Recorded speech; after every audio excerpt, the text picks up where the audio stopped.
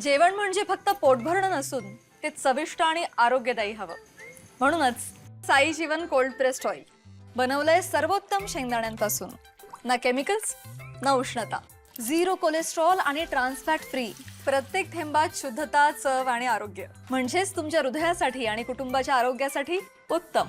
आजच साई जीवन निवडा, कारण आरोग्याला शॉर्टकट नसतो. स्थायी समिती सभेत विविध विषयांवर करण्यात आली चर्चा. कोल्हापूर महानगरपालिकेच्या स्थायी समिती सभेत विविध विषयांवर चर्चा करण्यात आली. यामध्ये बिद्री सबस्टेशन ते काळम्मावाडीपर्यंत भूमिगत केबल टाकण्यासाठी 19 कोटी 39 लाख रुपयांचा प्रस्ताव शासनाकडे सादर करण्यास स्थायी समितीची मंजुरी देण्यात आली.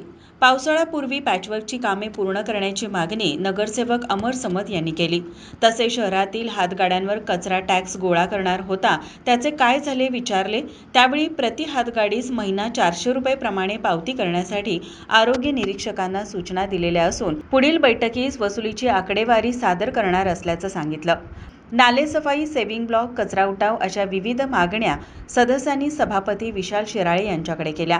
सभापती विशाल शिराळे यांनी या सर्व कामांचा आढावा घेऊन लवकरच पूर्ण करणार असल्याचं सांगितलं.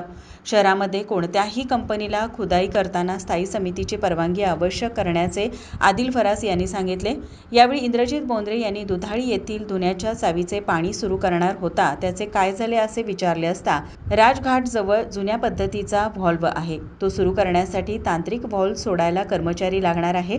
तसेच व्हॉल्व्ह तुटल्यास पाणी सोडणे अडचणीचे होणार आहे, त्यामुळे थोडा वेळ लागणार असल्याचे अधिकाऱ्यांनी सांगितले. यासह विविध विषयांना मंजुरी देण्यात आली. यावेळी प्रवीण केसरकर, प्रवीण सोनवणे, सुभाष बुचडे, अभिजित मोकाशी, नेहा तेंडुलकर, प्रतापसिंह जाधव, अर्चना पागर, अनुराधा खेडकर, पूर्वी राणे यांच्यासह सदस्य अधिकारी उपस्थित होते. माझा महाराष्ट्र न्यूज, कोल्हापूर.